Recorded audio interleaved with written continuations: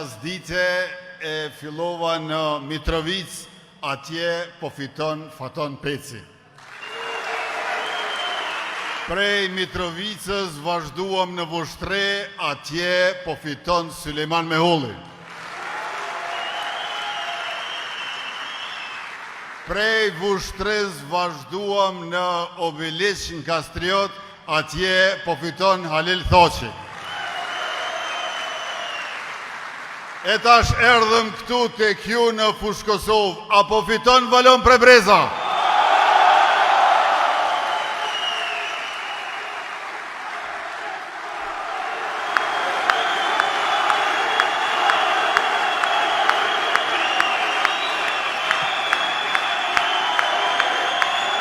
Dashur qytetarë të Fushë Kosovës, në këtë vend që është zemra e Kosovës, jo vetëm për shkak të pozitës geografike, por për nga pesha që ka për zhvillimin, historinë dhe përditshmërinë tonë, jemi mbledhur sonte bashkë këtu për të folur për të kaluarën që e dim, për të tashmen që jetojmë dhe përjetojmë, por sidomos për të ardhmen që do ta ndërtojmë bashkë me lëvizjen vetëvendosje që do të udhëheq pas këtyre zgjedhjeve e me Valon Prebrezën që do ta bëjmë bashkë kryetar të komunës. Fushë Kosova ka qenë shpesh shembull i brutalitetit ndërtimor që gabimisht është quajtur zhvillim. Këtu ka pasur ndërtime dhe qeverisje pa plan.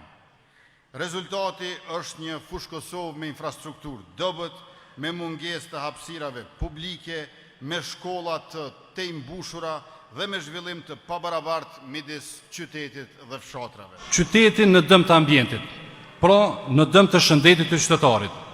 Një qytet duhet të zhvillohet me vizion, ashtu që secili sektor të jetë në harmoni me njëri tjetrin. Për ta ilustruar këtë që po them, i bjen, nuk mujna me ndërtu veç objekte pa infrastrukturën përcjellëse. Na është edhe mujna, po manej një shi që po bjen, rrugë tona, po na duken si lumej. E kjo nuk ka me ndodhë mo. Projektin e ngrohjes së qytetit, kryeministri që përmendi. Do ta fillojmë mandatin e parë dhe do ta përmbyllim në mandatin e dytë. Një projekt i domosdoshëm që do të na kursej xhepin e gjithë secilit prej neve. Po ashtu, ndërtimin e kampusit të shkollave të mesme në Lagjën Akarat, e cila do të liroj hapësirat ekzistuese ku qytetarët tonë, nxënësat tonë, fëmijët tonë do të kenë mundësi që të mësojnë në ambiente të nevojshme dhe të domosdoshme për të nxënë dijen e tyre. Kosova nuk pret më, ndryshimive se ka ardhur.